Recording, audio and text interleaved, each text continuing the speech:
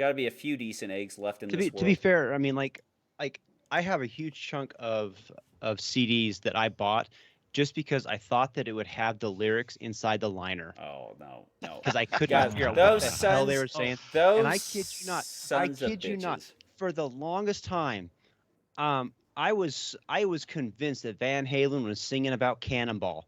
And I couldn't understand why they were singing about a cannonball until one day my friend looks at me and says, "What are you talking about? They're singing Panama, you idiot." What's the name of the track? You could at least most of us get that right. Time. I just heard the song and I'm like, and who's it? Jimi Hendrix is like asking you to excuse him while he kisses some guy. Yeah. Well, the one thing too, it's like a bass tabs. You know, when you get lyrics on the internet, you know, it's just like what somebody thinks it possibly could be. Anyways, welcome to the PARAcast. I'm your host, Tomas the Boss Hernandez. That's right, those Patreon people, man, they got some hot shooting. They got some hot shooting tips on the Patreon side. Ooh, you want to up your game? Hop over to the Patreon side. It's all pro tips all the time. Yeah. Anyways, set you up. Joining me tonight, he hands out empty gift cards to the homeless. It's Steve Koski. Well, that way you appear generous, but you're still not promoting homelessness. What was that? The Mormon way. Seinfeld episode where who's it? George Costanza gives a gift human cards fund? for Christmas. The human fund. George, we looked into it. There is no such thing as the human fund. Also joining us, he pretends to be a waiter just to watch people wait for nothing. It's Robert Wyatt. It'll only be 10 to 15 minutes more, buddy. Eat some more rolls. Oh, I'll go back and get you some rolls. And he did the mocap for Call of Duty 3. You can find him as Gay Zombie number 4. It's Jared Stepp. Hell yeah. Hell yeah. And we'll see if yeah. I worked hard for that position. I'm very That's what he said. I'm very sorry because generally I save the funniest intros for last. And this one, I don't know if I'll be able to get through it. And it's also Andy Erickson's first time on the show. So maybe last. It is what it is. This is why we don't have any friends. For this, Tom. I've been waiting for this. TGI Friday says, don't let this man into the bathroom with a pitcher of beer and a funnel. It's our favorite, Andy Butt Chug Erickson. Oh, no. You forgot the plunger. You forgot you need the plunger as well. You know, when you got to get drunk fast and cheap, there's no better way. And it's an uncomfortable experience for everybody except for the butt chugger. Anyways, welcome to the PARAcast. Hi, everybody. Was that a reference to me shitting on the floor? No, by the way? no. Oh, okay. I Still literally one of the funniest that's episodes you ever put out. That's just one of the ones that I had. I thought of in the tractor this week, and so I just decided I was like, all right, that's the last one, and so it just whoever shows up, they get the star pupil for the week. But anyways, I've been working 10 p.m. to 10 a.m. all for the past 2 weeks. My eyes feel like they're going to bleed. I have Green Day's Insomniac playing in my mind all the time. I can't sleep because my body's not tired, but my eyes just freaking hurt. And so I had lunch with Nate Osborne yesterday, and we went to one of my favorite places, and I was like the worst dinner partner that you could possibly have because I couldn't even think. I couldn't even think Your straight. head was down on the table. Oh, I know. You didn't put out? I didn't put out. You know, when people go to a meal with Tom Nelson, they want entertainment. That's what they want. They want the chatting. But anyways, I went out there and I'm sitting there scrolling the Instagram as I'm wont to do, and I'm scrolling. And I see our friend Dave Blanton, and he's got this big. All right, everyone, take a drink. Take a drink. The Dave Blanton Power Hour. Dave Blanton has this gigantic optic that is dwarfing it's root beer. a. Don't care. That's how I roll. A I thought it was beer earlier. I just Well, have. here, look. I can give you the butterscotch version or the Dad's root beer. Take your pick. I'm pretty cool either way because they're both tasty. Well, Robert's trying to go to heaven. just don't show us the funnel. I gotta get back in eventually. But I tell you what, you take this stuff and you put it with ice cream. It's freaking legit. Yeah, sugar on sugar. Amazing. so Thanks for the advice. Amazingly good. Anyway, so Dave Blanton is showing this. Don't hate just because you're on some weird meat only diet. I'm not any weird meat only diet. I just Tom's only eat been meat. slim now for like 12 months. Don't cap on him. Diabetes. Yeah. Don't mess with this. Anyways, Dave Blanton is showing this gigantic optic which is dwarfing an SRO.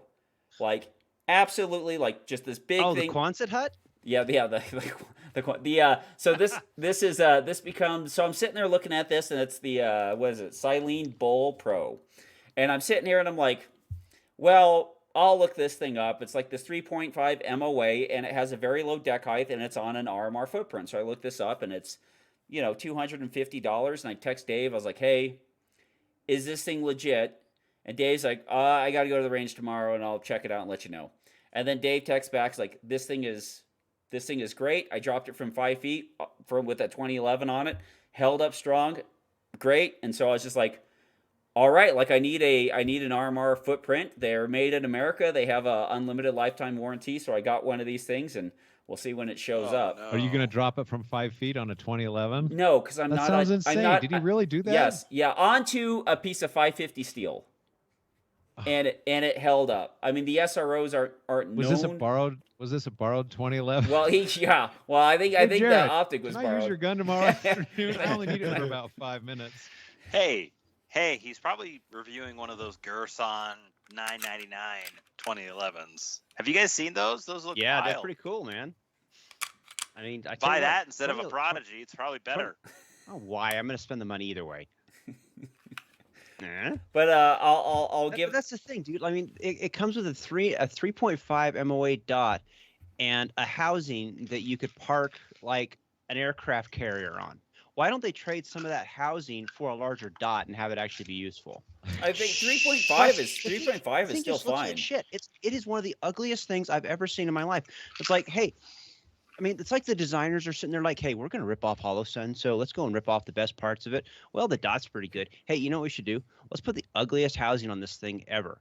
Well, Okay. I don't care We what make the sure that housing it looks like. that it holds over the edge of the slide by at least 3 feet in both directions. And the designer's like, you know what, sir? Yes, we can. It's a competition optic. You know what? So is my EOTech, but I'm not sticking that on here. Yeah, well, it's not a competition optic, and please don't talk to us about this. Don't talk to us about things that are aesthetically pleasing while wearing that shirt, Robert. For the love of God. Yeah, you shut your whore mouth. Ooh, ouch. I got Don Ho. I got a gun somewhere on this thing, and I will shoot your ass. I got Don Ho and Safety Steve over here. Thank goodness. If Steve passes out in a jog, we'll freaking find him. It's Hunter's Orange, okay? In the unlikely event that the Boogaloo actually kicks off and people are wearing these Hawaiian shirts, I want to be prepared. You gotta be in the universe. I don't have money for the NVGs that Jared's gonna shoot me with yet, but I gotta like at least start somewhere. I'll give you guys the range report on it. So if I don't like it, I'll return it. But 3.5, Dude, totally. I'm really interested in I it want to because see it, Tom. You don't have it it's yet? I don't have it really yet. ugly, but it's Okay. yeah, it's really ugly, but if it works, Oh, it works, right? it's well, it's got two things that are going for it, which is it's ugly and it's kind of from a no-name manufacturer. But What's Which the name of it means again? Tom name of is it again? 100% about it. the Silene Bowl, quonsethut.com. CYELEE Bowl Pro, BULL Pro. I mean, it's They tried to get this Siley bullshit, but apparently that was taken. Hut shape, Robert. You're exactly right. Right? I saw somebody post that thing online, and they had it. I don't remember who it was, but it was next to 507 comp, and it dwarfed the 507 comp. And It the was huge. freaking huge. I couldn't believe it. Yep. I mean, we'll see. Like, if I don't like it, I'll turn it back and just buy a 5 MOA SRO. I mean, they're like $430. I mean, it's not. I mean, I bought this 507 comp thing or whatever, and I hated how bad it looks. That I bought another SRO just to replace it with, which I don't have yet. But I did actually go and do something really cool where I used my iPhone to write down a list of all the people who have stuff of mine. Tom, I need to get that 45 conversion kit back, by the way. Oh, fine. I'll give you the shell plate. That's all you're getting back. appreciate You're that. going to get the shell plate. So, what'd you do, Robert? Not a whole lot. I ordered a new trigger pack for my MP5. Is this the AR-15 conversion trigger I'm pack? working on that one. That one interests me. No, I took a gamble. I want to try that Timney trigger out. Yeah.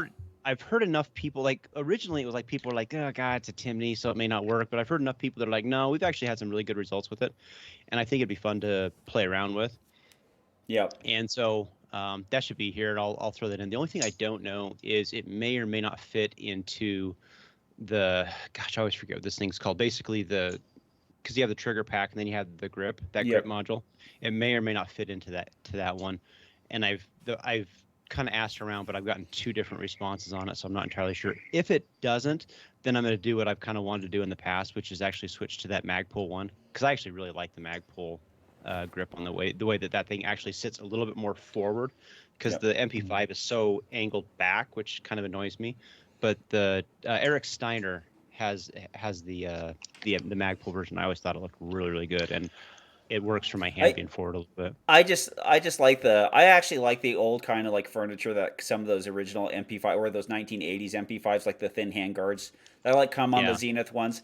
I just love 1980s SAS MP5 loadout. Like that's just With the big mag light on it. the big mag light on the top and the flash hider on the 9mm and the stock collapse and them running around like this, just holding it out and just hosing people down with 9mm. What was the big famous thing? I always forget what this was, but it was the SAS, and they were trying to take over like the Israeli building or something like that. The Iranian embassy was under siege by people from Arabistan. They invaded it, and it was called Operation Nimrod, where the SAS went in there and cleared it out after they killed a hostage and threw a hostage out. And then when you kill a hostage, and then the negotiators just like, oh yeah, we're ready to give you everything you want. What do you want, a bus? You want a bus? Yeah, we'll take you a bus. What, you want a plane? That means that they're coming to kill you. When the negotiator has now like, we'll give you everything, it's just like, oh yeah, we'll do that. Yeah. What sandwiches? Jimmy John's. We got a Quiznos. You want Quiznos or Jimmy John's? Jimmy John's? All right, let me get that. Take the Jimmy John's. Some number 9s? You want peppers? You want the peppers? That means the SAS is about to blow the door and put 17 rounds of 9mm in your forehead. That's all that means. They've agreed. They haven't agreed to anything. They've agreed to kill you. So, nice. Jared, let's talk about the Bravo 6 going dark. Well, this week I did a night vision instructor school, which was a lot of fun. Basically, day 1 was we did PowerPoint and we learned about terminology, learned about different stuff, learned about all sorts about different things about the different lasers, the different night vision, what the different things mean. Basically, just lots of technical info. And then day 2, 3, and 4 were out on the range shooting. And then day 5 was all simunitions. And it was just doing a lot of force on force under night vision. And it was a ton of fun. It was really cool seeing how it all worked. And basically, this instructor's opinion was if you can, for instance, you need to set a standard. And whatever that standard is, let's say it's a 1-second response to a 7-yard stimulus with a rifle. So if you're low ready or if you're high ready, you need to be able to shoot the bad guy in 1 second, right? So his opinion is if you can do that in daylight, you need to be able to do it under white light, and you need to be able to do it under night vision. And so it was an interesting class. Flashlights. So like just Flashlight. Regular flashlight. So obviously, though, turning on your flashlight takes a split second. And then it's the question of, well, how do you want to do it? Do you want to do a momentary on with your flashlight, just pressing forward on a surefire? Or do you want to click down on a stream light so it's permanently on, and then you're running from position to position, showing where you're going? We need to turn the light off between things, and it was a really interesting class. A lot of it was all based on SWAT stuff, and it was good, a lot of good information. And the funnest part was by far doing night vision force on force, where the assaulters had night vision and the defenders did not. And holy crap, it was just not a fair game. Not was a fair cheating. fight, right? Yeah. So the best way I could describe it was so there's a place called Darcy. I don't know if any of you guys have ever heard of it, but Darcy is a basically it's a counter-terrorist training school where it's a week-long or 2-week-long school where all you do is you blow stuff up, you assault, and you shoot at this Op 4 group. And the first couple days of Darcy it's all in the day. They can see you, you can see them. And he said it's kind of like a shit show. It's a 50-50 chance with interior CQB against a peer-to-peer enemy.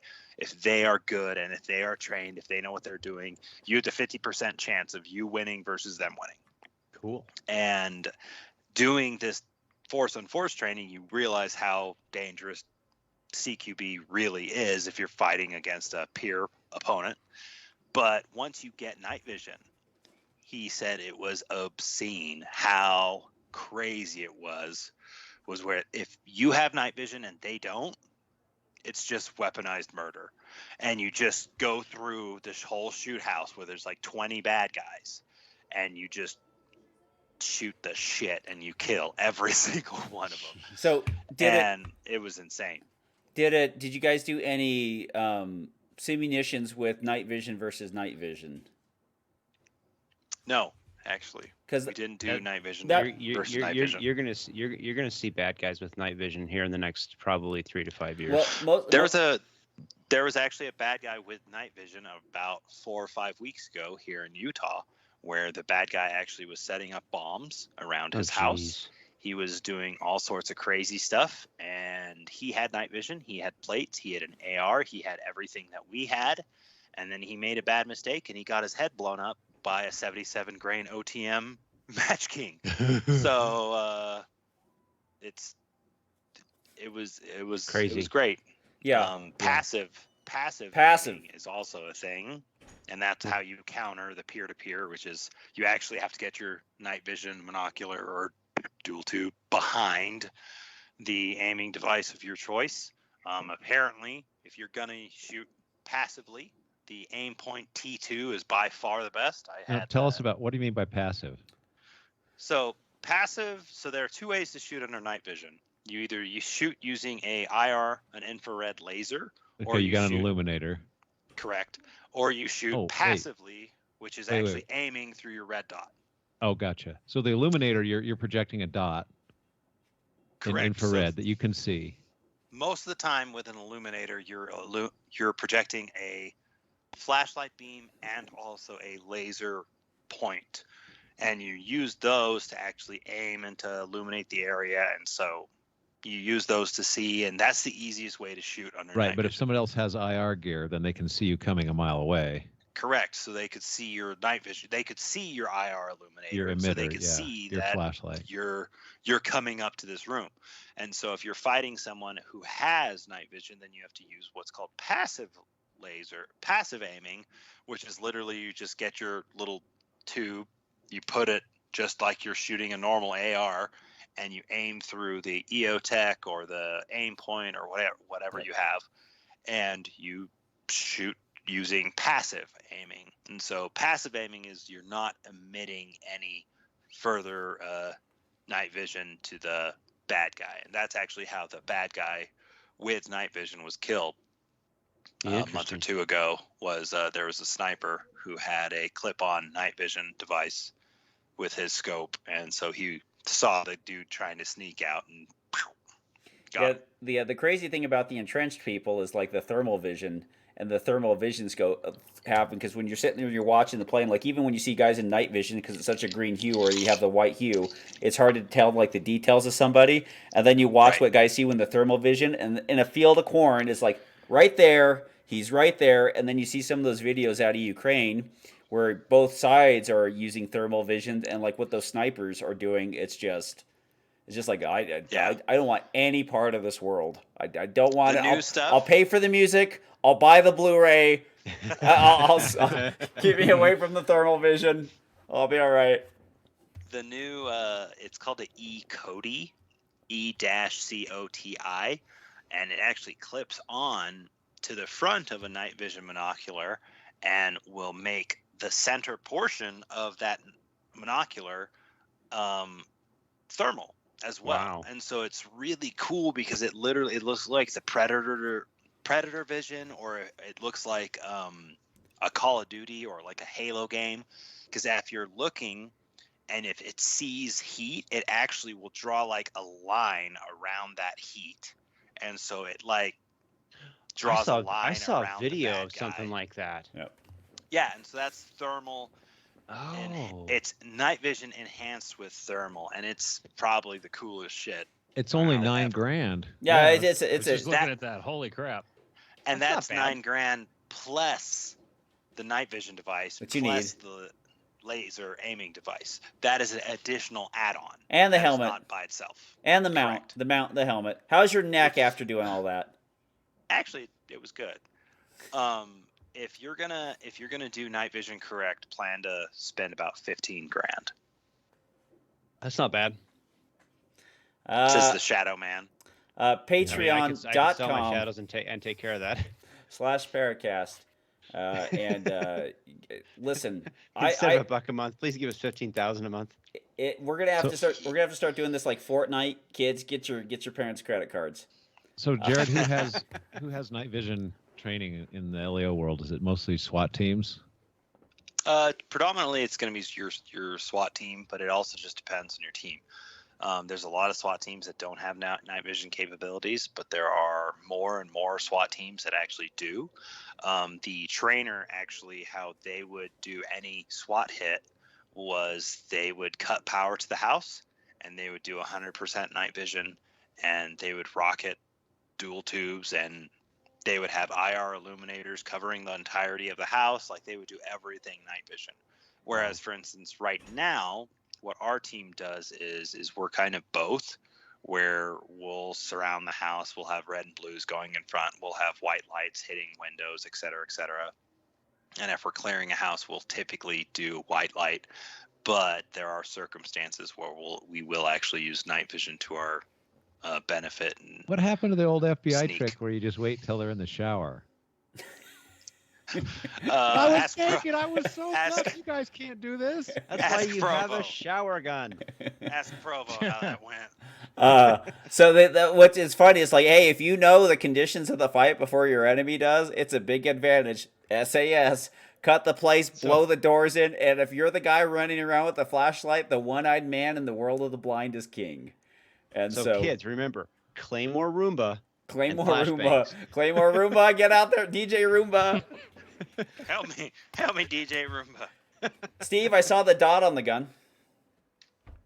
Yeah, no, I shot the match yesterday with the dot, second time in the second coming of the dot. It respawned. Yeah, I don't know. I'm still thinking about getting SRO after you guys' comments about it sitting a little lower. I think I would like it to sit a little lower, but maybe that's just me being a whiny bitch and I love the not Delta wanting to Pro. spend enough time Dude, with it. send the thing to Impact Machine, and then have them actually direct mount it. They can direct it on a Gen I don't think 5. they can do it on an MOS. You'll have to buy a MOS. Gen Well, 5 Just slide. get a regular slide, have them direct mount it, put the SRO onto that. That's a pretty low platform right there. You'll get it pretty low. The Delta Point, you pay for deck height from convenience. It's still a great optic. No, they're honestly. I mean, fantastic. there's nothing wrong with the Delta Point. No, and I had fun. It was fun shooting 25-yard shots and see the dot swing across the target and jerk at the right time. And I was like, those are A's. And they were A's. Nice. It's so funny. It's like all the advancements that we're sitting here talking about night vision, we're talking about dots. It has nothing to do with the guns. Almost nothing to do with the guns. All the guns are doing is like, do you have a place for us to put the modern technology gun? Magic. And then that's fine. The crazy thing I remember watching is the Beretta ARX 160. They had a prototype of it where it had the batteries in the gun, and then it had conductors and wires that go to the rails. So when you clipped on your optic or your light, it would be powered by the rifle. Therefore, all the other stuff that went on the gun would not have to be so heavy or be so large because it wouldn't have to hold its own batteries. So you're just like, we're getting there when we're 60. You need a solar panel to charge it. They had daylight solar panels to charge them. I mean, Plug it into the wall. you have these hollow suns that will basically let you day fight till the end of the universe. You know, it's just the night stuff that needs to be charged. Now these SES, these hollow sun SESs, like 50,000 hours, and there's no battery. It just charges itself, and it's just ridiculous. I need to buy Steve, one of those. have you gotten over the wanting the dot to totally settle before you shoot? Yeah, Robert, and they've trained me out of that. Like, you just need to see the streak and then finish your trigger press. That's fine. I don't seem to have a problem with that. My index is not there, but I just need more dry fire to just have the dot appear where I want it to, Yeah. You'll get there. That's just time. Yeah. Yep. It's just time. I mean, I had that RMR with cut so low that it was just basically iron sight level, and that helped me for a bit. But then when I switched over to the delta point, it still took a couple hours to kind of get it in there. Mr. Erickson, you're doing a match. A match. Made in heaven. I am. Are you? A match. A match. A match. Oh, yeah. I forgot. Yeah, we have a match that we do here in South Dakota every year. The Great Plains section. That's happening in May, which I was like, hey, you guys should all come. And then I find out that's the same weekend Area 1 is, apparently. It's the weekend after or something like that. Oh, Don't is worry, it? these Well, guys don't go to that anyway. Yeah. No, it's our 4th year we're going to be having it. There was we sort of accidentally ended up with it. Our club is kind of a baby. We were a little tiny small town gun club that just had like the one rifle range, and it's all in the wide open, and like the parking area is sort of downrange from where the bench was. There's like 2 benches, and you park over here, and the trap fields go one way. And so eventually there was a big berm built, and then there was another more berm, and that was about 9 years ago. And now we've got 9 bays plus a 100-yard rifle range that we can shoot stages in, plus a 300-yard rifle range. So we'd only had like 3 bays when all of a sudden, hey, can you host the Great Plains section? This was in like late 2019, late 2020, early 2021, and we're like, if we can get a bunch of berms built, yeah, I think so. And we got it done. So we've hosted it for 3 years, and it goes on sale on New Year's Day at 10 a.m. Kind of like concert tickets. So How many stages is it going to be? we do 12 stages. Originally, we were going to do 10, like a lot of the section matches around here do, but we had the space for 12, and we weren't doing chrono at the time. So we do My kind of match. well, we had chrono this year. Oh, son of a bitch. Screw that. We're not coming to that. But we have a couple of bays that are big enough to have 2 small stages in them. So we'll, one in the morning, one in the afternoon, you'll have a double bay with a couple of short courses, and yeah, it's steadily grown. We sold out in less than a month last year, and the wait list was a constant recycling of people who withdrew, and then people were getting in for all the months in between. But no, it's people seem to like it. We try to do we do our best every year, try and do something a little bigger, a little better, and without getting stupid. Although some people thought my cable pull window last year was stupid because it was like a quadruple pulley. So you had to pull the cable back like 4 feet before the window would go up high enough. And some of the tryhards were annoyed with that, but good for you. And that's how you know you're doing it right, fun. Andy. Yeah, when the tryhards are bitching, It's Correct. It's really fun when you walk up behind one of them bitching about it. That's hilarious. Yeah. Hey, come on. It's me, stage designer. How are you? Yeah. Yeah. Guess who So- built this match for you? It's me. Yeah. That should be a song, Jared. You know what? Right. I got the Great perfect song. way to handle the situation when you run into that, Andy. You go, "Hey, are you such and such name?" And then you go, "I'm sorry, but like you're gonna have to stop shooting. Your credit card was declined." Mhm. And then when they start talking to you and they get attitude, you just like, "Sir, can you stop yelling? Your breath fucking stinks." And then, as I told my son, when somebody's criticizing you or making fun of you, you just say, "God, your breath stinks." You've automatically won the argument. You're the winner. If there's more than 3 other people monitoring this argument, you're the winner. You've already won, and you just go, get away from me. And then you walk away. And then you dab. I'll have to ask my kids how to do that. I don't remember which one that is. You got to bury your arm. Oh, you yeah, got to bury that your one, head that in the one. arm. That's I the only know dab. that Yeah. one. I'm out of luck, so sorry. Yeah. Checks out. But anyway, well, yeah, it's on Practice Score right now, and just search Great Plains, and So you'll How- find it. We have a good time. How far away is that? Can you from get here? an airport into there? Well, Sioux Falls has a regional airport. We used to have direct flights from Salt Lake. How much but is an there's Uber? An Uber to the range would be. That'd be a bit. Yeah. That's It's what like it's a half hour from Sioux Falls roughly, so it's not. So is too bad. this a Saturday Sunday match, or is it all in one day? You shoot all in one day. The Nice. like staff and as many competitors as we can fill on the 5 staff squads shoot So on you- Saturday, Okay. and so then you everybody could- else shoots on Sunday. Okay. So you could show up and shoot it all through, and then go home on Sunday. And we Leave- get done. We've gotten Leave done Friday. usually between 2 and 3:30 each year, so it hasn't. It moves pretty good. Last year we had one For squad who decided you to. get 12 stages done by 2:30. Most of the credit cards two- decline. Well, I mean, over the 3 years, it has varied between 2:30 and 3:30 when it got How done. How many people per squad? 12. Okay.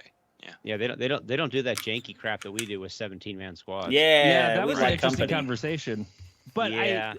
other matches around here though do quite a bit more. Like Iowa, Scott's match, they shoot I think 15 or 16, and it moves pretty good. You know, it wasn't done by 2:00, but I think we were done by 3. Right. You know, That's not bad. so. No, it's. Well- I mean, it can be done as long as you're just paying attention to stage flow and how long it takes to turn a shooter. Yeah, and that's always the real trick, right? Is making sure that you can actually turn the shooters over in a quick enough time. Well, that's why. That That's was why. the- That's why when you're turning tricks, you want to be in and out of there. Yeah. 20 minutes, you got to maximize That's what she profits. said. And when you're Ask pulling, Jared about that. when those pants are coming down to turn that shooter, make sure that you're undoing it with a Dominate Defense belt. Check out DominateDefense.com. Use promo code PARA10. Save 10% off of your Mach 1 speed belt when you're heading over to Sioux Falls. Who needs Area 1? No one needs it. No one needs it. Don't support it. Just come to Sioux Falls. Just Just come if to he Sioux wants to come shoot that match. Just go to Sioux Falls. Do that. Do we have to be? Do we It have to might be a snow, though, you never know. USPSA member to attend your match? Hey, Uh, don't worry. I can borrow Troy's number, and you can just shoot as him. Well, Nice. depending on anything politically that happens in USPSA, I was just telling a buddy this the other day. If USPSA does any more hyper janky shit, there's What do you one mean? thing in What do you mean by particular, hyper janky? If it happens, like for instance, an area director gets the boot for a really dumb reason, like maybe my area director. What if he fails a That- lie detector test? Have you considered Well, that? yeah, that's when you knew they lost their fucking mind. Oh, I thought it If was that a while ago. happens, Go on. Tell us It's- more, Andy. I would like to get into this with you. the okay, so Oh Lord. well, Robert, you heard my episode with Eamon. Oh yeah. USPSA is like a small town gun club. I know what that's like because I'm a board member of a small town gun club. And you have 2 types of people who are on those boards. You have the ones who have been there a long time and like things to stay the way they like them. And then there's people who go, you know what, there's this thing called the internet and we can take payments there instead of having to, do all this other work. It's a trap. And so basically it's a giant shit show. It's run like a small town gun club, but it's this multi-million-dollar organization and they just have no idea what Not they're for doing. long. Not Not for for long. long. Not for long. Well, no, not for long. Anyways, But anyway, if our area director should happen to no longer be our area director, our section match is going to be a level 1 and then I don't have to deal with them. So it's still going to be the same match. It's just going to be a level 1. I mean, what's the difference between a good level 1 and a level 2? I don't submit stages, and we pay them less. So That's okay because Area 2 tossed a stage, even though NROI was supposed to have checked it, but for some reason they kind of couldn't So- figure it out. Well, yeah. So that was awkward. hey, everyone shut up. DominateDefense.com. Also, head on over to Sorry, Jason Precision Henderson. Holsters and use check out their fast holster. You can also use promo code PARA10 and W74 guide rods. You can use that, put that in your gun, order the spring and the rod. Get what you need to get a few more ounces in the front of that blaster if you so need it, if you so choose. W74 and Rune Tactical, get a +1 for plus fun at the match. All those you can use promo code PARA10 and save 10% off your order. This is the part of the show where we get questions from Telegram, and then we go on our rants that are dictated off of the questions, so we don't fill up the show anymore. And then Robert reads them. Robert, go now. Oh, That's just awkward. Fine, go. Do your 5 minutes. But if once this I have a clock says question. 59 minutes, I'm moving on. Go. No, so my question is honest to God, why would a club want to do a level 2 match versus a level 1 match? Does it bring more prestige? Does it Yes. bring more sponsors? Like, what Yes. is It brings a lot more attendance. Okay. But there have been big level 1s that were run like a level 2 or 3. They just didn't fill out a Form C or submit their stages. So, I mean, from a marketing perspective, if it's a brand new match, yeah, you probably want to do it as an actual level 2, do the Form C and all that. But if you have an established match that you're just like, I don't want to go through this hassle of getting my stages approved, which, by the way, one year they finally approved them like a week before the match. I think that was 2 years ago. It was so dumb. I was like, where the hell is my approval for this? Like, I want to get the match book out. And if it continues, if they go down this polygraph route, then yeah, I'm going to do that. But if it's a new match, yeah, it'd be good to say it's a level 2 because, USPSA has given it its blessing or whatever. But if it's an established match that's already run well and people know it and trust it and word of mouth has been good, I don't see the reason to do it. I have a plan. Lie on practice score. Just say it's a level 2. You say it's like let's technically. Why don't you just say it's a level 7? Just say it's a level 7. There's 400 shooters. Everyone's showing up. Grand prize, 1,000 euros. The thing that you get with a level 2 match that you don't necessarily get with a level 1 is you get an expectation of a commitment to the rules. Yep. Fundamentally that's really what you get. There you get more prestige, you potentially get more people and stuff like that. But at the end of the day, in theory, level and 2, stages, because it has to be run through NROI and all that, theoretically and in principle, you should have stages that are more legal. So, a level 2 also says you can't do level 1 janky, Bob's Big House Fun Time, shoot from here kind of rule set. Level 1s are So more there's fun because advantages you and can do disadvantages. Big Bob's Big House kind But of stuff. Robert, remember when you and I shot a level 3 together? This is true. And the I head of wouldn't say NROI that, said that it didn't matter. I mean, yeah.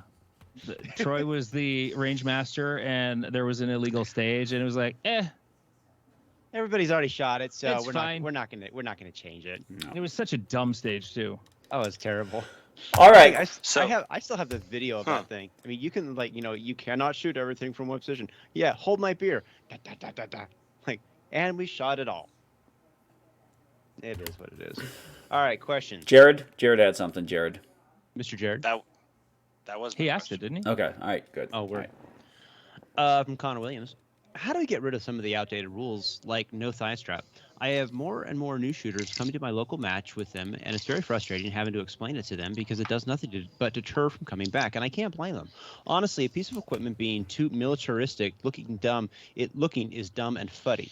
If you can't tell me why it's a safety issue or a competitive equity issue, which it isn't, and Area 6 and Troy have never been able to explain why outside of that's just the way it is, so quit asking. It is a The rule needs safety to be done issue. away with. It's not a safety issue. No, it is a safety issue. It makes the equipment more safe.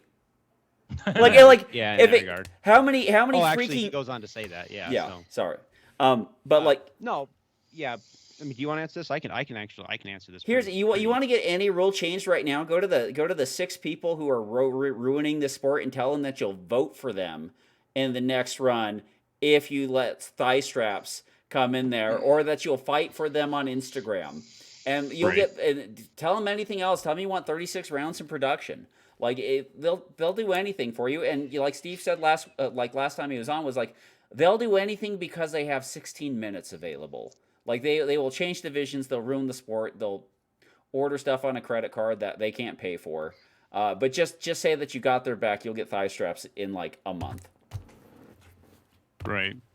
Honestly, when I have a new shooter that shows up to either the indoor match or even the outdoor match, we see them all the time. They have thigh straps, and I tell them the same thing every single time. I go up to them like, look, just so you know, per the USPSA rules, having a thigh strap's illegal. This is a historical thing. It comes from the introduction when people actually thought that they didn't want to look like they were gunfighters in a militia at the OK Corral or some other bullshit like that. But I just want you to understand something. This is a level 1, and at a level 1, if somebody comes up and says you can't wear a thigh strap in USPSA per the rules, tell them thank you, and then turn around and leave. Because at the end of the day, those people know how to draw the gun safely with that thigh strap on. And if they're a brand new shooter, I don't want them doing anything that's going to increase the danger factor for themselves. If they want to play the game long term, they'll figure out the equipment that they need. But for their first match, they're going to run whatever the heck they came with, and that's it. Well, I got another idea. It's a stupid rule. It makes no sense. I got another idea. Like maybe we take like the Sioux Falls sectional, and everyone shows up wearing a thigh strap. It's not even connected to the gun. They're just like even if you don't need it, everyone just has a thigh strap on, and then let's make flower on it. No, it's our own little. Who's going front, big guy? We'll call it the Garter Classic. The Garter. It's just a big ass protest. It's just like this is a dumb rule. Discipline us all. Like it's dumb. It is. It makes the equipment safer. Strap guys away. Who wears holsters with thigh straps? Is it an LEO thing? Not really. It's more of a tactical T-Rex Timmy arm thing. Yeah. T-Rex arms is really getting it popular. There are certain people that thigh straps assist shitty holsters, and when you pull the gun out of the holster, it holds the holster down, and so you're able to draw it a little bit easier instead of having it camped versus out. having it do this shit. Yeah. Huh. So, And I thought it was guys just so don't they you wouldn't put their flap hand around. on it. Yeah, so like they would have so like it's not so much a problem with the holsters, it's a problem with the mounts that are used for these holsters. Mainly the Safariland mounts. Safariland, when they have the actual big mounts, like the actual leg strap mounts, where you can adjust the height of them to have it at the perfect height, they will include the leg strap with them. But a lot of their duty mounts, their UBLs or mid rides or low rides, people have found like those to be very comfortable and very affordable. And the only thing that they actually need is to have some sort of strap around them. Now it kind of makes a holster and a mount that kind of wraps around your hip than what we kind of get in USPSA, which are very hard pieces of plastic with a lot of hardware that are actually screwing on and mounting to themselves super securely to like a stiff competition belt. So it's a cheaper way and a pretty comfortable way to get essentially what we've been trying to get with our $150 holsters for a long time in USPSA. Right. And where is this useful? Just like at a range for repeated. And no one's going to carry it like concealed. To look cool. Any outside the waistband holster work with a mount is pretty much it. You know, it's when people start dropping and offsetting the holsters, it's like the old Blade Tech ones. Like the old Blade Tech dropped and offsets that were very popular in IDP and USPSA for about a decade, and then everyone came up with new stuff. Like the one thing that people hated about those is that when you drew them at a certain angle with a certain pressure, they would fly out from your hips.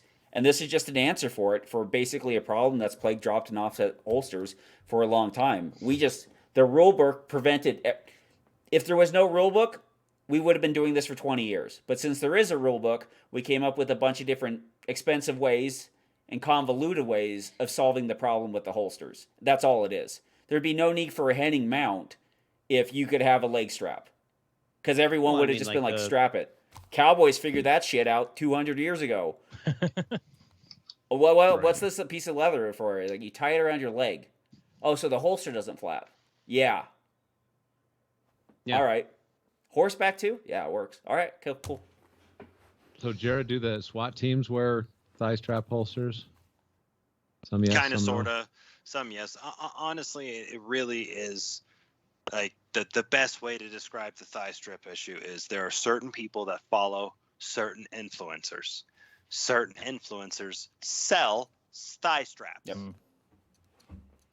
They originally look cool, and so other people want to look cool. What does Instructor Zero wear? A thigh strap? I don't even Who? think Instructor Zero is still alive. I haven't seen that guy on Instagram in a long time.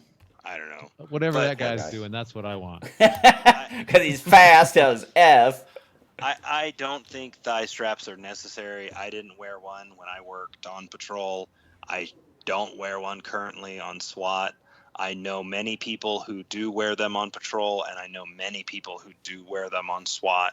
It just depends on personal preference. And to be frank, I think it's a non-issue, but people buy shit to look cool, and it's like a fucking spoiler on your car, man. And yeah. The funny thing is too is like now they have these thigh straps that are tourniquets, so that if you get shot in the leg, you turn it's the a thigh strap dual-purpose into thigh a strap. tourniquet instantly with the ratchet action. So you're just prepared. You're prepared the whole time. So Why are you wearing 2 holsters? Well, I could get shot in either leg. correct. So they have thigh straps in both of them. Listen, we're all trying to get to the Han Solo. That's all we're trying to do. Let us get there for the love of God. Next Well, question. I'm did he have a saying thigh is that- strap? Yeah, Han Solo had that gigantic blaster hanging off. You had to keep it Yeah, on there. but did he have a Handle thigh Mauser. strap? Yeah, you had a thigh strap. Okay. Ran down. From Jack Flash. Looking forward to hearing from you what you think about the impressive technological development in the field of weapons. Glock 49. I'm holding out for the 50. The I Glock want the 50. I don't care what it is, but whatever the Oh, Glock 50 is, 50 that's the gun I I action think want. the Glock Express. 50 is going to be the AR when that comes out. it needs That'll to be the buy it. 50. I want a 50 Action Express. I want a Desert Eagle competitor. I'm tired. Don't tease me with a good time, man. I would buy that every single day. I would buy a 50 Action Express Glock. It's just like you want to talk about like punching your FUD card. You're like, thank God they made it. Click. Here you go, Uh-huh. sir. Could I get my hunting license? Yes, for handgun hunting. Yes, I will do that. Thank you. You know, the Glock 19 frame with the Glock 17 slide, people have only been doing this and coming up with products to make this happen since 2003, and Glock has finally decided to do it. Well, they did it because they're like, well, hey, we could monetize this. Do it. Yeah. Do it now. Yeah, and That's so really it, right? I mean, there's no other reason for it. It's what they should have done a long darn time Well, ago. it's easy for them to do now with the Gen 5. With the Gen 3, it'd be annoying and it'd be Yep. hard. And the because of the same with frame the Gen difference. 4. Yep. Correct. But now that the Gen 5s are all essentially running the same block and the same frame, it's very, very simple for them to just plug and play the same exact thing. Well, and That's they- also why the Glock 47 exists, because it's just easiger for them. When It's they- easier for Glock. The big change is when they changed from the Gen 4 to the Gen 5, they took the lug on the bottom of the barrel and they moved it to the Glock on the Glock 17s and Glock 34s. They moved it to the Glock 19 position. So now that all the 9mm run the same geometry on the lugs on the barrel that interface with the locking block, and so now they can play mix and match with their own parts and now create more guns. And now, like, hey, you Right. get the gun, and instead of buying 2 guns and having one mutant gun you don't like and the preferred variant you like they're selling it straight out of there. Like, I would prefer it to be called like a 19 something, a 19L or something like that. Besides coming up with a whole nother number, because now there's just like a new product. It's a brand new And product. they're kind of killing the 17 because they're not doing that MOS anymore. Yeah, So that's Well, they're- the 17 is just it's the gonna become a 17 iron dinosaur. sights. Yep. They don't Wait. do 17s anymore. They don't make a Glock 17 MOS anymore, which is Not asinine. an MOS. They make a regular one The with iron sight. irons, but Yep. Right. I mean that's a great way of killing it. Well, It's just you can find these a police legacy trade-in. product now. The Glock Right. 17s, you can find these police trade-ins for like 370. They're Gen 5s. Like, if you're looking to mill a Glock, like, go buy one of these police trade-ins that keep showing up. Cheap Glock, go get it milled. You can have it back for like $5.50. They're not going to make a 17 MOS? Nope. Glock 47's the 17 MOS now. Beat it. And What's the difference? I mean, What- the only guns that are going to have the full size frame now will be 34s and 17s.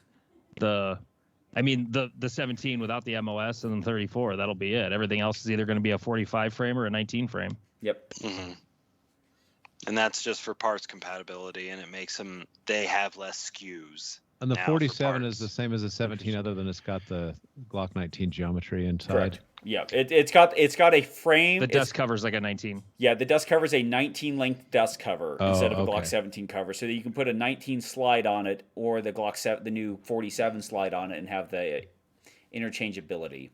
Essentially, they shorten the dust cover to make it work. So, It's cool. Yep. I mean, the days It's of not. yours. All you need is a Gen 3 Glock 17. That's all anyone ever needed. We're fine. I just want a Glock 20. I want an extra millimeter. Yes, we want Glock That's what 20, she Glock said. 50. We want. Mm-hmm. We're over 40 on this podcast. We want freaking magnums. Magnums, we said. Magnums. I want hard cast lead, you motherfucker. I shot a 454 Casual lever action today. How's that? It hurt.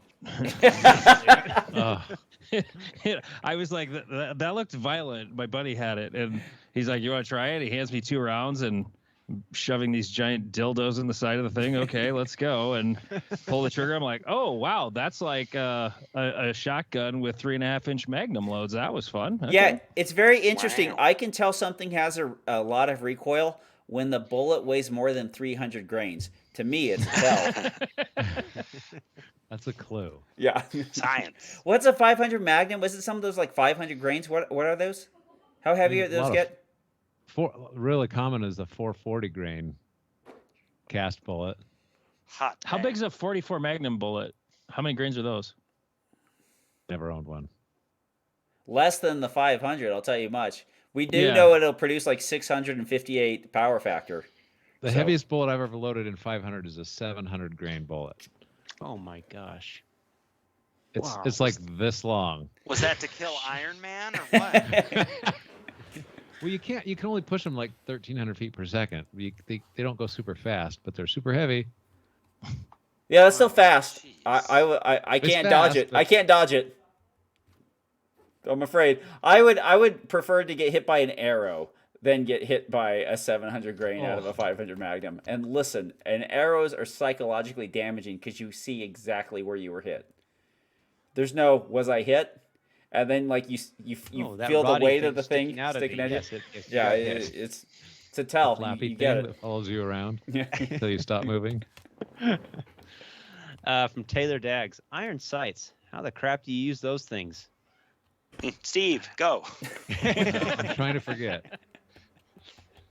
It's fun. It's Go talk to your grandpa. He'll tell you. It's funny. It's like literally in 10 years, like people will not be like they'll be like, "Hey, I bought this revolver, and the sights don't shoot to where the bullet's going.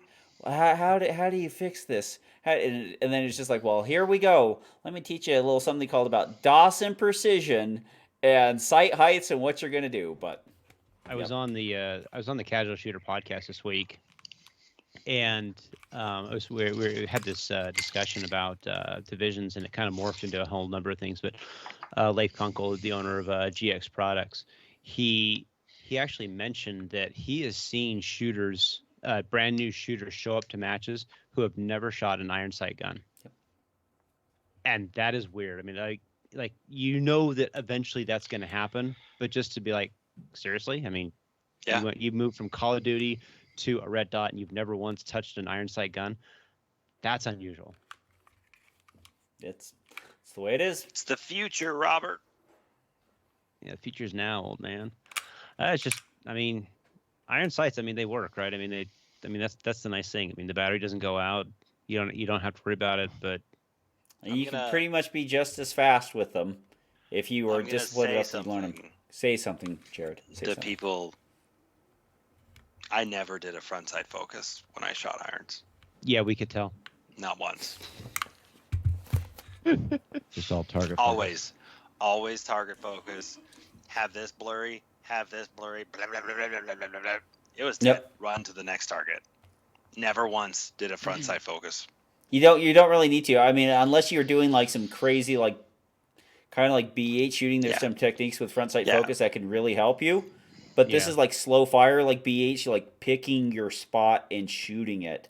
Is that kind of shooting with it can help you. And there's a lot of the old gunfighters like Wyatt Earp and Jim Cirillo and stuff like that. They definitely talk about having a very, very sharp front sight focus when they're trying to hit things around things that can't get hit. So I think Jim Cirillo said that he could count the LPI. He could see the LPI on his front sight while he was shooting some robber. So I'm with You you, got better Jared. eyesight than I do, because that For doesn't the last 10 or 15 years, I was all target focus, except when you'd get like a 25 or 35 yard target. Then I'd bring my vision back Right. to the front sight and just break the shot. And that's what the TPC method, the Ron Avery, see what you need to see. Honestly, for the 95% of USPSA shooting, do you really need to see every single LPI of the front sight? The answer is no, you don't. You got to point the gun down yonder and go blip blip, and then run to the next, and go blip blip, and then just run to the next. And as long as you have that index where you can see that the front sight is relatively in between the rear, blip blap, run. Yeah. If I try to front sight focus irons now, it looks the same as target focus because I can't focus on it anymore. Yeah. So when my eyes hit that stage, I was like, oh, now I get the target focus thing with irons. Like, it's better. Like, because I didn't shoot any worse. I just realized I didn't have to stare at that front sight the whole time. Well, it's kind of like doing a trigger press wrong when you shoot irons the correct way, like in a target focus or like a neutral eye focus. What's funny is like you can't. It's like pulling the trigger wrong. Is that like you can't pull it wrong anymore? It's like you bring it up and it's just like, now look at the front sight or concentrate. It's like, and your eyes are like, we're not doing that. We're not going to look that hard at that. You know that's wrong. We're not doing that. We're not doing like those ingrained motions. You know, like you're just like your brain's just like, you're gonna have to fight us. We're not gonna do that stuff. You told us not to do it. We're not doing it. Yeah, I pulled my 9mm 1911 out, and I was just playing around with it when I was cleaning my safe out. Actually, I started trying to figure out how many guns I actually have, and I gave up. You can't commit insurance fraud until you know what you're frauding. Number one rule: don't shortchange yourself. It's just terrible. I went through the first safe and I counted, and I went to the second safe and counted there, and I got that number. Then I was like, wait a minute, I know I have another gun here, and I couldn't find it. And so I walk upstairs and I look in the third safe, and it wasn't there. And at that point I got so disgusted with it, I just was like, screw it, I'll figure these out eventually. Then he found it in the dryer. It's like, that's the rattling. No, we stopped putting them in the dryer because Andrea was mad with all the bullets floating around in there. It's just like, oh yeah, that's the common practice of wives they come of out practical so shooters. clean though. So clean. Out of the washing machine. So clean. I'm always impressed. I'm like, wow, I've never loaded it. Oh, the washing machine. We should probably Is this factory new? Oh. No, it's funny because I mean I pulled that 1911 out, and I was like just sitting there just aiming at stuff, and it was a lot of work to try and like bring my eyesight back to where that front sight should be. Yep. You become so accustomed just to looking at that small spot on the target that, I mean, now pulling your eyesight back it's almost as foreign as going to a red dot in the first place. The most frustrating thing about iron sights is just getting the damn gun set up. Like, as optic shooters, and the ease of zeroing the gun to be exactly where you want your ammo that you made today to go is so much better. And then, like, a lot of us probably should have taken what ammo we were putting in our gun into where our sights were actually hitting with a little bit more interest while we were doing it, because we'd kind of like get in between and be like, okay, yeah, like, that's mostly there. But there's a big, you start seeing it with a dot, you're like, wow, like 3 inches over that way, like that might have meant something when I was shooting it with irons. Do you work up your loads for your pistol ammo, like for accuracy and all that? If I'm gonna make 3,000 rounds of, like, if I buy 3,000 bullets and I'm making 3,000 rounds of these things, you bet your ass when I go to the range I'm gonna put it down there and fire it and see where it groups. Like, it changes enough for you to simply literally take the back end of the 9mm case and go click, click on the delta point, click, click, click, and be like, there it is. I got 5 shots. It's going exactly where the dot is. Then I'm not playing the guessing game. But yeah, I think if it's the ease of zero is that easy to do, you are just basically being lazy by not doing it. I'm lazy not doing it because I load for velocity. I'm gonna pass chrono and make sure my gun is running the way I want it to. I spend a lot more time with my rifle ammo. Like I was checking loads for deer hunting today. Like those I'll get more anal about, but I just haven't noticed a big difference. Like if I go, well, I'll try this with 3.4 grains and this one with 3.6 or whatever, Yeah. I guess I haven't tried to group them to see like which one's the most accurate. I get the gun to run the way I want it to, and velocity is one thing, but yeah, noticed it. bullet weight's another thing. If you're flying around with like you bought this set of bullet weight and then you go switch over that one, like you'll see it. Oh yeah. Well, I took a Tamasi class, and I'm kind of like you, Andy. I load for velocity when I actually do check, but every time I go out and I practice, at the end of the practice, I'll just zero the gun, and then I'm good to go. And then we're fine. We're out. Can I make a recommendation? I should probably do it at the beginning now that I think about it. Yeah. You should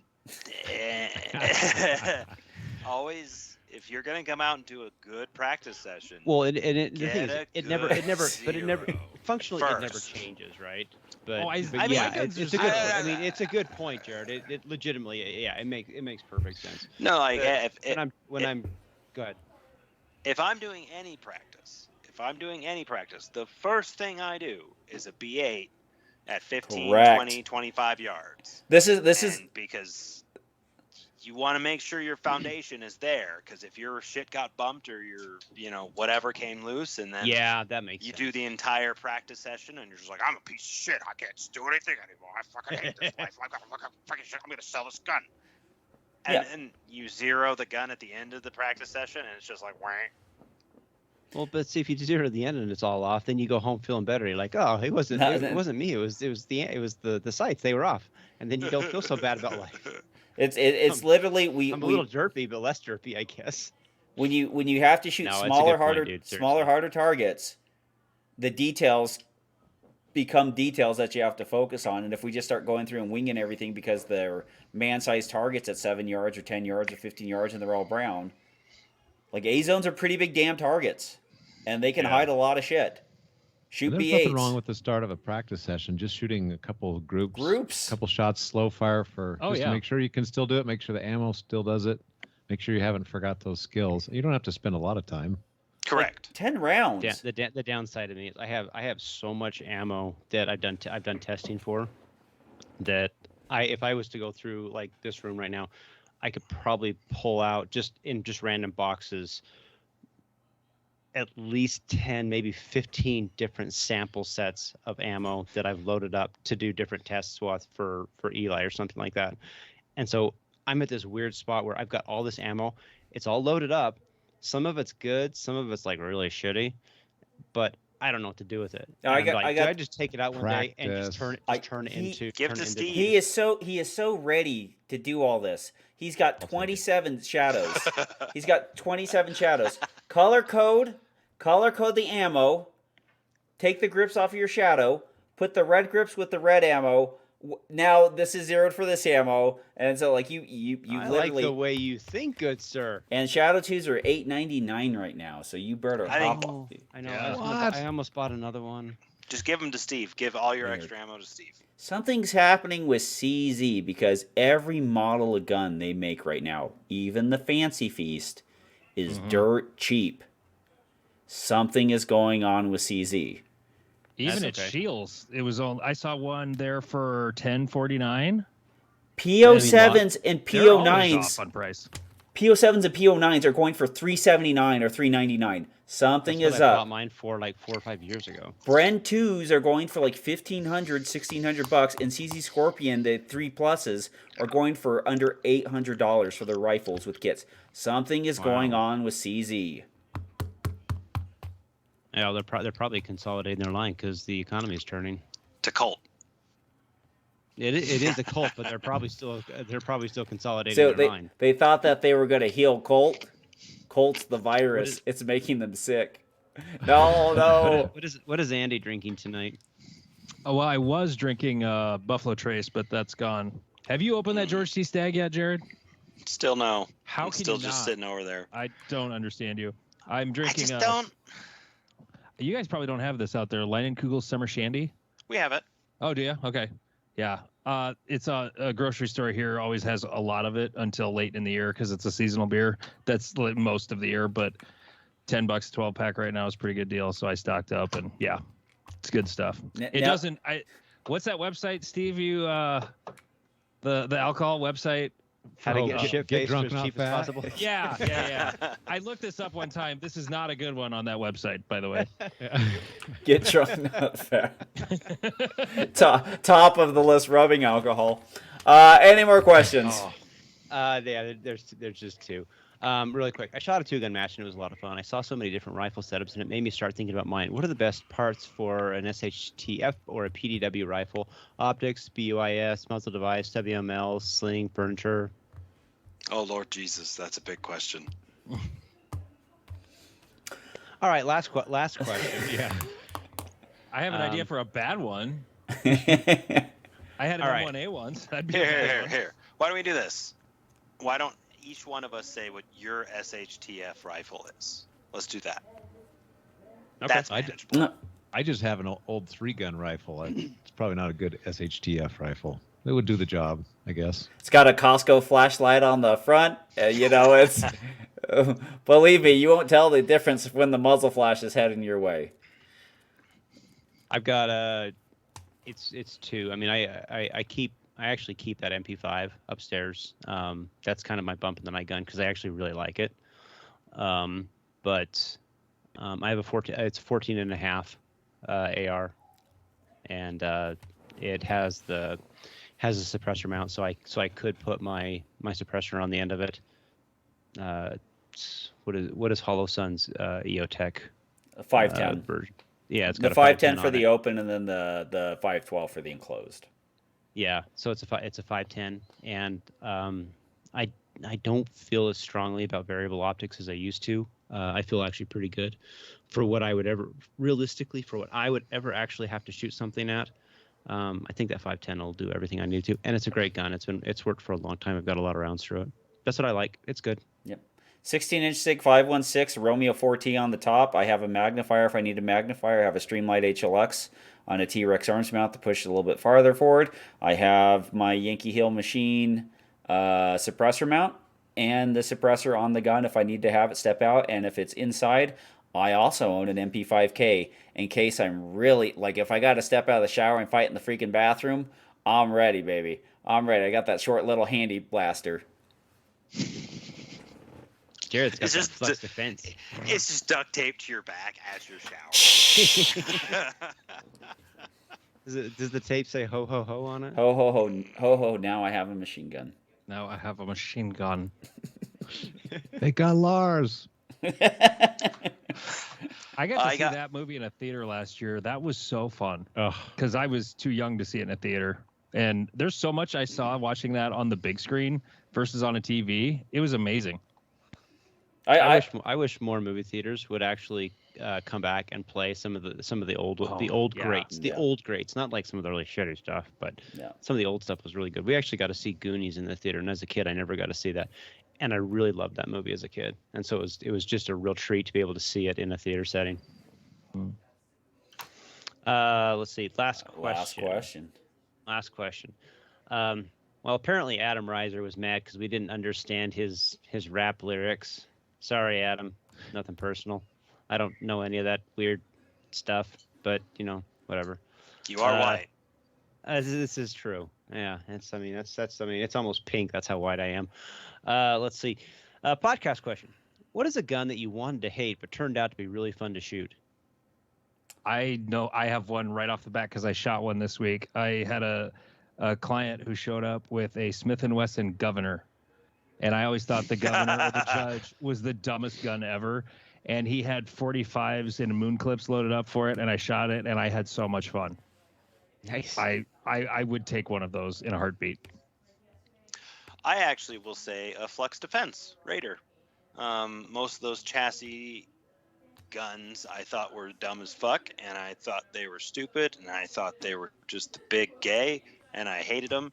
And then I actually got to try one out, and I was like, turns out I'm into this shit. So the Flux Defense Raider is honestly probably the best actual true PDW out there on the market right now. It's cheap, it's good, and they're cool as hell, and they work really, really well. So that's what actually, I have 2 home defense guns currently. Well, arguably more, but one is a Flux Raider with a 30-round mag and a 22-round reload with a suppressor on it, and the other is a Beretta 1301 loaded up with #1 buckshot. Nice. What was the question again? Sorry, I passed out What is a gun that you wanted to hate but turned out to be a really fun gun to shoot? there. Hold on. Alex went Nate Osborne. Turn off your podcast. Oh, Okay, so I like going out with them is like going out with like Grandpa Simpson. 2 guys who are into knitting. You just like what? Hey, let's practice drawing and shooting our 5-shot revolvers on this super test, or like this one has these grips and this one has that grips and this one has this, and it's just like I love those 2 guys to death, but like it's just like no, I'm good. I don't want to shoot this revolver. But Alex has this 4-inch. I think it's like a 610. It's like a Model 10, but it's stainless steel and it's a 38 special, and it has these beautiful sights, and it's this 4-inch stainless steel revolver, and it is quite a handsome and fun gun to shoot. Like it's a freaking one of those iron sight guns, which is a laser beam where you look at the X and then you fire the shot, and it just goes there, and it's heavy, and it's soft shooting, and you're just like. And then you feel good about it, and then you hand it back. You're like, "How was it?" It's like gay.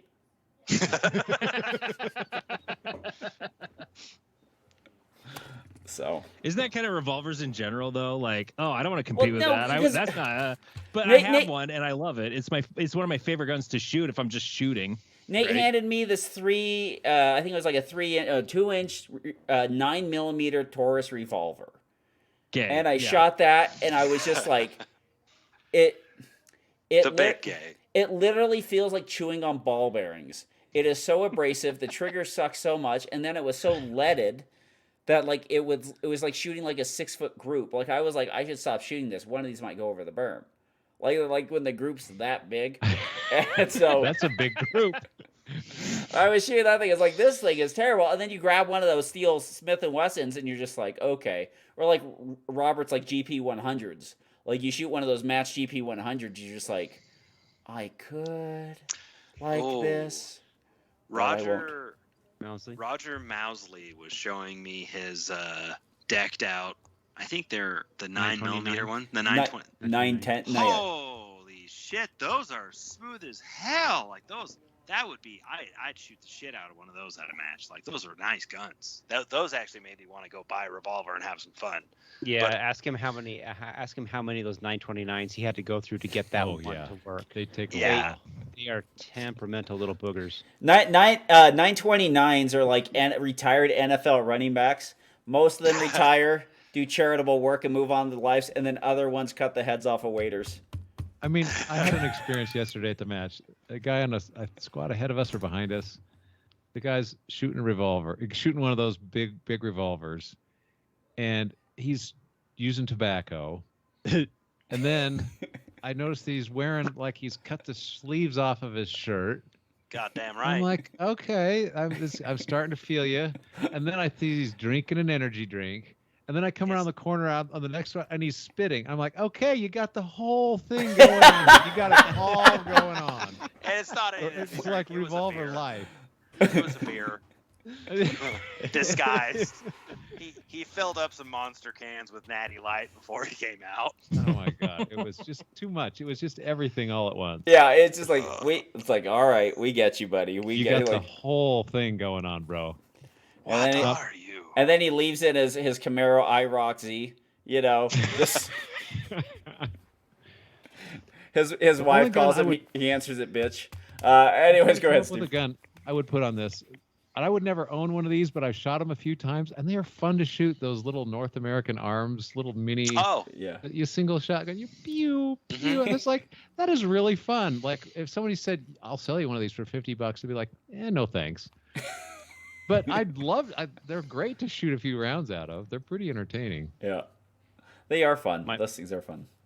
My most favorite gun in that category is my Rossi Ranch Hand, which is a totally pointless, absolutely worthless Is that gun. like the mare's leg thing? With Yeah. That's exactly what Yeah, it is. okay. The Yep. horse's Yeah, hoof. But did you want to hate it? Yeah, but then I watched Firefly, and I okay, I think that's kind of I cool. could So get I this in wanted a one. thigh strap holster. Those things, Oh. like some of these like rifles that are cut down to pistol length that have no stocks are hard to use. Those mare's legs are a bitch to use. Like they do not point, position, anything, and then you have to bury those sights into those huge. Well, yeah, depths, and then that you're was just the like, thing. Like Rossi, like they sold them with this. They sold them with a barrel that was this long, with sights that were meant for a barrel this long. Oh. And so, like from the factory, the gun was always just shooting horribly off. So you had to buy like this aftermarket set of sights just to actually get a point of aim, point of impact. But I had time when I was going through my safe. I pulled my lever gun out, and I was looking at the lever gun, and I was looking at the ranch hand, and so I just pulled the stock off the lever gun. No, don't and I say stuck it. Don't say it on a recorded And I stuck it on a line. very similar thing. And I was Don't like, say it I on a think I'm an recorded SBR line. this. Yeah. just You have dogs. make sure you give me the password to the Libsyn account just so we can continue to upload during your incarceration. Unfortunately, I never put the two of them together. That's but good. I That's just good put that them you did side by that. side. Good. You I thought think about I'd it. like to do that. You It was a put thought crime. you put Actually, it. in all seriousness, I think I'm an SBR that gun. Oh yeah. Because I think it would be really, really cool. Then you got to And- suppress it. Well, that's the That's thing. I don't- that's major. That's like they- not even they do. That's kinda talked major about it, major but I have no surgery. idea how to actually do it because it's. I mean, you'd have to like pull some of the sights back or something like that. If I could find somebody that was like local, or even if I could just ship it to them and like just cut the threading Start on this new. thing and then cut the Start new. tube Start back. new. That'd be pretty cool. It's actually it's a really fun gun to shoot because it's just silly. Just start with a full size gun and cut a full size gun down. Don't start with the other one and then try to like finagle threads and stuff on it. Hashtag Randy Weaver. Yeah. What did we just talk about, Robert? God. Don't bring up all the ATF things all in one episode. Anyways, thanks for listening, downloading, and subscribing. Thanks for doing all this for all of us compliant Hey, gun braces owners. are back. Yeah, braces are back. Hey. He tried to put a brace on it. He found a brace. He's gonna put a brace on Yep. the end of that thing, and that's what it was. It was a brace. It was a brace. All it was. It looks like stock, but it's actually a brace. You guys know how it feels because you guys thought they were stocks, and now you found out they're braces too. So everyone's fine. Thanks for downloading, listening, subscribing. We love that you guys do all that. Remember to check out the Patreon side. Get the hottest shooting tips. $1 a month can get you.